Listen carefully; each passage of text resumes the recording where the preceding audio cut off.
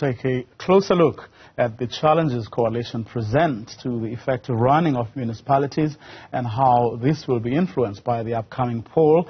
I'm now joined by political analyst and director of research at the Mapungubwe Institute for Strategic Reflection, and that's Professor Susan Booysen. Good afternoon, Prof. Thank you very much for your time. I must say I was quite amazed at how smoothly things went when the mayor was being elected. Then upon hearing that the EFF councillor saying they are demanding 5 MMC positions, then things started to make sense. Yes, indeed. These coalitions practices, as we have been experiencing in South Africa, well, we have learned never just to take a look at things what seems to be on the surface, but to look at those behind the screens, behind the scenes deals that are being struck. Many of them we never get to know.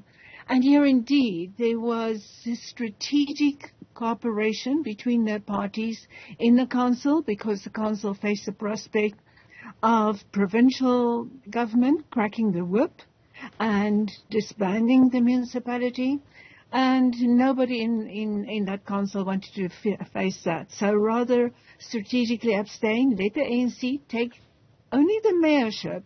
It's really not the governing power in that municipality, and then let the other parties come in and make their claim as to the portfolios.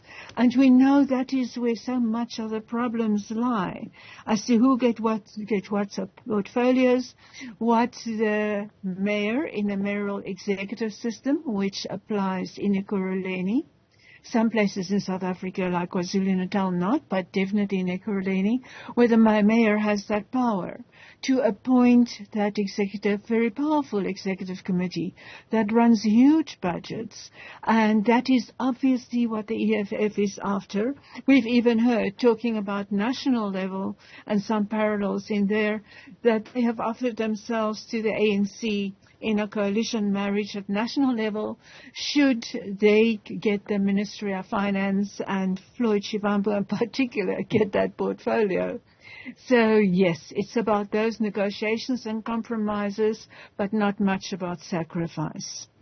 Would you say it's a, for lack of a better description, win-win situation, in the sense that the ANC gets to take responsibility? At least it's going to have the executive mayor, and then that will continue, or that will play into Panyaza Lesufi, the ANC chairperson in Gauteng's narrative that without the ANC, that council or municipality has been in tatters, while on the other hand giving the EFF what it wants, a number of MMCs, and then it can go out there to the electorate and say, we are able to deliver. Look how we rescued Ekurhuleni, as an example. Yeah, indeed. But you've put your finger right on it. There is so much grandstanding at this stage of the elections game in the run-up. Now, barely a month and a half away, the national and provincial elections. And we know ANC under Panyaza Lesufi and the EFF have been close in Gauteng province almost certainly going into a provincial coalition.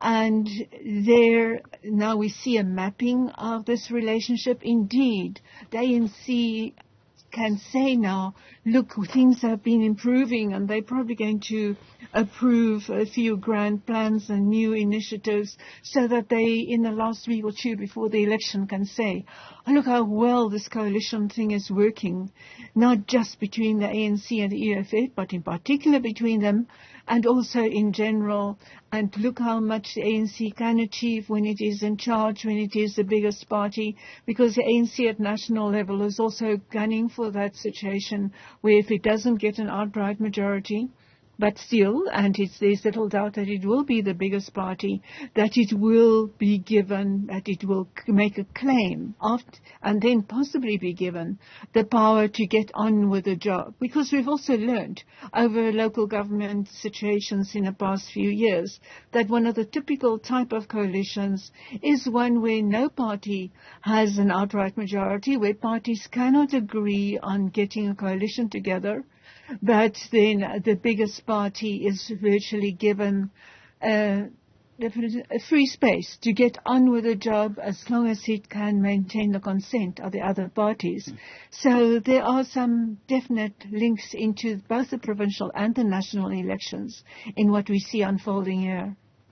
Well, I mean, when one considers statements that Gauteng, or how lately, I should say, the Gauteng ANC has been approaching these coalitions and comparing or contrasting that with how the ANC has managed, or not managed rather, to handle these coalitions elsewhere. I'm thinking of places like your Nelson Mandela, for example, or Ekurhuleni.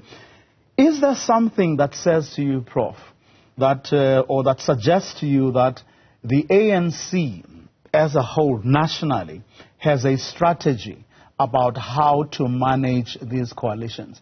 And I'm asking this because it would seem that Gauteng has a particular way, or has learned some lessons, especially over the last while, about how to handle this. And how they are dealing with Ekurhuleni would suggest that a continuation of that newfound, if you like, strategy. But there doesn't seem to be evidence that nationally the ANC is doing the same, or is going to replicate that elsewhere in the country. Yes, we are indeed. Nationally, there is much more of a strategy in place. There's probably much less of a possibility of having a feasible strategy in place. In Gauteng, those relations between ANC and the EFF come quite over a long distance, and personal relations have been established. There's probably quite an amount of personal trust between the different partners there. And that can make a coalition work. But what's going to have a chance to work at provincial level is definitely not guaranteed to be the thing at the national level. We don't know the exact claims that the different possible coalition partners will come to come the election result, where the ANC will probably be the biggest party, still quite by far, but also then probably by far, or by quite a margin, not an outright majority party. And so there it is much less certain as to what the claims of political party like the EFF would come with, how well the ANC thinks it could manage and contain that, because on the big national scene, there are big issues at stake, and there are big investor sentiments at stake. We've seen Julius Malema trying to appease investors in a few recent meetings. Some of the aspects of that, I think, interesting, if not amusing too. I don't know if the ANC at national level thinks they would be able to do a constructive co-government with the EFF. Also, where the EFF is a party that has no pretense about not trying to eat into the ANC support base. That means there would be two parties that are fighting for exactly the same sort of support base, and they will end up fighting each other in government as well. So there are huge questions about these marriages at national level, probably very inconvenient marriages at national level, where the EFF is definitely and it is a shrinking party if the recent polls are correct as to the MK party eating also into the EFF support base, where the EFF is also shrinking and wouldn't be able to bring guaranteed political currency into the coalition for the ANC. So there are huge issues that also differ between coalitions at national and at provincial levels.